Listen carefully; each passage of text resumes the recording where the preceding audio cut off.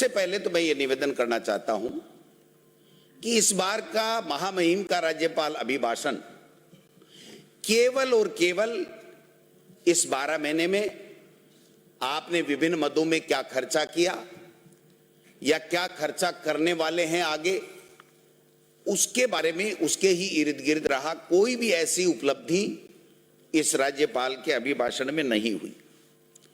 एक लाइन में 2 साल तक आपने बड़े बड़े वादे, मुख्यमंत्री जी का भाषण देखो, मुख्यमंत्री जी का दिल्ली दौरा देखो, और दौरे के बाद में जिस प्रकार की भूमिका बनाई जाती कि पता नहीं क्या लेकर के आ रहे हैं।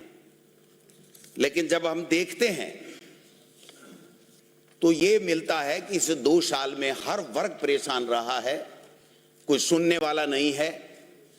संवैधानिक संस्थाओं का दुरुपयोग प्रमुख विशेषता और प्रमुख उपलब्धि इस सरकार की बनी है। मैं समझता हूं कि आपने देखा होगा कि पंचायत राज का परिसीमन हुआ। मैं पूछना चाहता हूं, देश के इतिहास में, प्रदेश के इतिहास में 70 साल में 12 महीने तक कभी भी पंचायती राज का या नगर निकाय का परिसीमन नहीं चला। और पहली बार, माननीय अध्यक्ष महोदय, पहली बार सरकारी अधिकारी मंत्रियों के अलावा जिनको जनता ने नकार दिया, उन लोगों ने पंचायत राज और नगर निकाय का परिसीमन किया। मैं दावे के साथ कह सकता हूं, एक भी परिसीमन का नियम जो इन्होंने, सरकार ने बनाया, एक की भी पालना नहीं की। 5 साल हमारे संविधान में लिखा हुआ है, आर्टिकल 243 ई और यू में, कि पंचायत राज और नगर निकाय के चुनाव होने चाहिए, 5 साल के अंदर होने चाहिए। 6 महीने पहले तैयारी होती है। 1 स्टेट 1 इलेक्शन की बात करते करते करते और यहां तक पहुंचा दिया। राइजिंग राजस्थान का बहुत बड़ी बातें की। क्या हुआ साहब, राइजिंग राजस्थान से क्या हुआ? पंचायत राज के परिसीमन से सबसे बड़ा जो नुकसान हुआ, 3000 करोड़ रुपए हमारे राजस्थान के जो ग्रामीण विकास के लिए लगने चाहिए थे, वो हमारे पैसे नहीं मिले। और 3000 करोड़ रुपए नहीं मिले, क्यों नहीं मिले, इसकी जवाबदारी किसकी है? माननीय अध्यक्ष महोदय, मैं पूछना चाहता हूं, जब सरकार बनती है, सरकार चलाते हैं, उनकी जवाबदेही भी बनती है कि वो ये बताएं कि 1 स्टेट 1 इलेक्शन क्या आप पंचायत राज में कर देंगे? अगर आपने 31 मार्च से पहले पहले चुनाव सरकार ने नहीं कराए तो हमारे 3000 करोड़ रुपए ओम स्वाहा हो जाएंगे। केंद्र की सरकार हमारे जब्त कर लेगी, जब्त कर लेगी। नाम चेंज कर रहे हो, चाहे जैसी बातें कर रहे हो। क्या हुआ साहब राइजिंग राजस्थान में? पूछना चाहता हूं, कितने एमओयू धरातल के ऊपर आए? कितने राइजिंग राजस्थान में कौन कौन उद्योगपतियों ने कितना पैसा खर्च किया? मैं कहना चाहता हूं, राइजिंग राजस्थान के नाम से जमीनों की बंदर बांट इस सरकार ने कराई है और भ्रष्टाचार में पूरी तरह लिप्त रही है। खेलों के अंदर कितने हुए साहब? 13 एमओयू, 1 एमओयू उतरा जमीन पर। आईफा में 100 करोड़ बर्बाद कर दिए, खेलो इंडिया में 100 करोड़ रुपए बर्बाद कर दिए। खिलाड़ी नहीं आए, पदक 3, दौड़ने वाला 1। युवा महोत्सव में क्या किया? सैकड़ों करोड़ रुपए बर्बाद कर दिया आपने युवा महोत्सव के नाम से। मुख्यमंत्री नहीं जा रहे हैं, खेल मंत्री खेलों में नहीं जा रहे हैं। ये क्या, कौन सी सरकार है? क्या कर रहे हो, मेरे समझ में नहीं आ रहा। आप देखिए, अमित शाह जी को बुला करके 100 करोड़ रुपए खराब कर दिए। ये नियुक्ति पत्र बांट रहे। एक देश का गृह मंत्री, देश की सुरक्षा का जिम्मा होता है, वो सिपाहियों को नियुक्ति पत्र नहीं बांटता है। हमारे यहां गृह राज्य मंत्री भी नहीं बांटता। जो आप नियुक्ति पत्र के लेके अमित शाह जी को लेकर के आ गए, जो हालात आपने बनाए हैं, बड़ी बड़ी बातें इस राज्यपाल के अभिभाषण में की। 2750 किमी के नई किलोमीटर के ग्रीनफील्ड एक्सप्रेस की डीपीआर हम लोग करेंगे। कहां गई साहब वो डीपीआर आपकी? क्या हुआ? 2 की डीपीआर बनी है, 1 भी शुरू नहीं हुआ।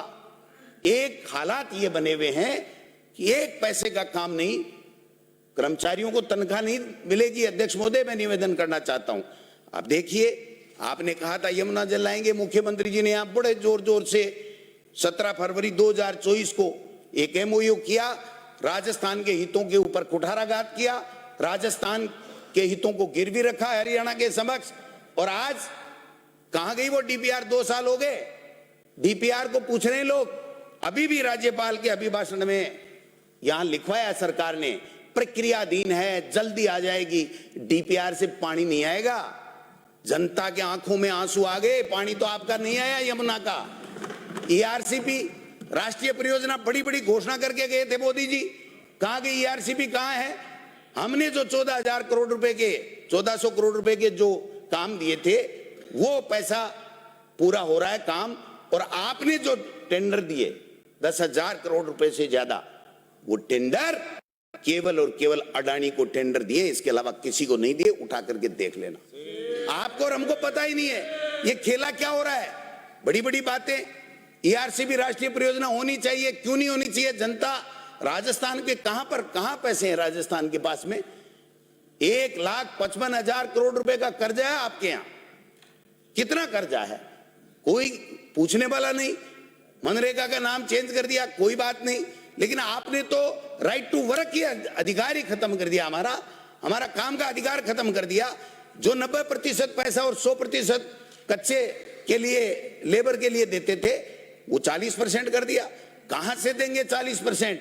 हम ताली बजा लें, विपक्ष को कुछ कह लें, हम इनको कुछ कह लें, लेकिन आप बताइए कि राजस्थान के अंदर क्या क्षमता है 40% मनरेगा के अंदर जो नया कानून बनाया उसमें जनता के विकास के काम कराने के लिए? क्या राजस्थान सरकार की क्षमता है? क्या नहीं है। मैं निवेदन करना चाहता हूं, इंदिरा गांधी नहर परियोजना में ये कह रहे हैं हमने जीर्णोद्धार कर दिया। क्या जीर्णोद्धार कर दिया आपने? पंजाब सरकार ने कॉमन बैंक की सुरक्षा का हवाला देखिए, 1,000 क्यूसेक पानी हमारा घटा दिया और हम देखते रहे, हम कुछ ही नहीं कर पाए। अरे ऐसी सरकार जो हमारे से 1/4 है पंजाब, उसके अंदर भी आप इतना पानी घटा के आ गए और आप बोल ही नहीं पाए। मैं निवेदन करना चाहता हूं कि जब 7,800 क्यूसेक पानी चलाने का निर्णय हुआ तो मुख्यमंत्री जी बताएं कि 6,700 क्यूसेक ही पानी हमको क्यों मिला, ये मैं पूछना चाहता हूं। जल जीवन मिशन में भ्रष्टाचार हो गया, ये हो गया, हम ये कर देंगे, हम वो कर देंगे। 67,000 करोड़ रुपए का बजट था, पूरे देश में 17,000 करोड़ रुपए लगे, और राजस्थान को कितना मिला बताइए आप? कितना राजस्थान को मिला? कितना काम आपने कर दिया? केवल आरोप लगाने से कुछ भी नहीं होता है। आरोप तो कोई किसी पे अपना मुंह है, जीभ है, कैसे भी लगा लो। केवल और केवल आपने यहां कहा था, मुझे याद है कि कहा था कि अनियमितताएं हो गई हर विभाग में, 1 करोड़ से टेंडर की हम जांच करेंगे। कितने महीने लग गए? फरवरी 2024 के अंदर और फिर अगस्त 2025 के अंदर आपने उसको पूरा किया है। 1.5 साल तक आप लिए बैठे रहे। एक काम बता दीजिए जिसमें आपने कोई ऐसा फैसला किया हो जो हमारी सरकार की कमियां और गलतियां निकाली हो। केवसर साहब थे, जोगाराम जी थे, मंजू बारमार जी थी, कई लोग थे। मैं पूछना चाहता हूं, ग्रामीण विभाग में इसी आपकी रिपोर्ट में है, मेरे प्रश्न के जवाब में आया, मैं बता दूंगा आप कहोगे तो। ग्रामीण विकास में 5 वर्षों में ऐसी निविदाएं 1 करोड़ से अधिक जो नॉन बीएसआर आइटम के माध्यम से कार्यों की समीक्षा, आपने लिखा है कि अनियमितता दृष्टिगोचर नहीं होती है।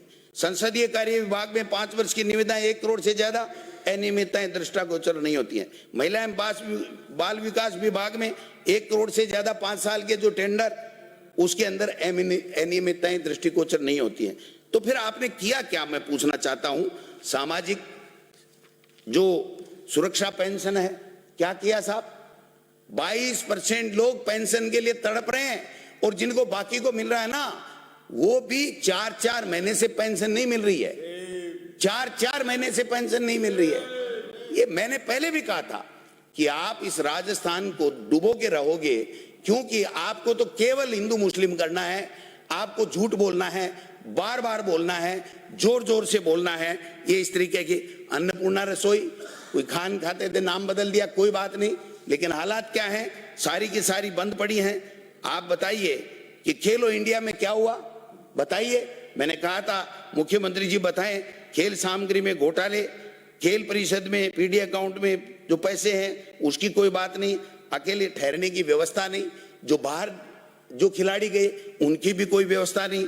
और किसान का तो हाल आपने ये बना रखा है कि जैसे नींबू होता है ना, नींबू दाल में मिलाने के लिए उसको चूस के उसको निचो निचोगे, खाद बीज कहां मिला, समर्थन मूल्य गेहूं का कहां मिला, कहां गए 2750 रुपए, कहां है वो खाद, कहां है बीज, कहां है यूरिया, कहां है 260 रुपए में कट्टा मिलता था, 600 और 700 रुपए में। कृषि मंत्री जी है नहीं, 700 रुपए के अंदर, और डीएपी के लिए आधार कार्ड लाइन में लगे थे। आप देखिए हालात ये बने थे, छापे पड़े साहब। हमने सोचा भाई मंत्री तो धांसू ही है, मुख्यमंत्री की परवाह नहीं कर रहा है, केंद्र की परवाह नहीं कर रहा है, छू मंतर हो गया, पता ही नहीं क्या हुआ क्या नहीं हुआ, कहां वो छापे गए, कहां वो एफआईआर गई, कहां क्या हुआ क्या नहीं हुआ। और ऐसे प्रसन्न रहते हैं, पहले कुंठित रहते थे हमारे कृषि मंत्री जी, आजकल उस छापों के बाद में बहुत प्रसन्न मुद्रा में रहते हैं। इसका राज क्या है मेरे समझ में नहीं आया। मैं निवेदन करना चाहता हूं कि आपने जो स्थितियां बनाई हैं वो सबके सामने हैं।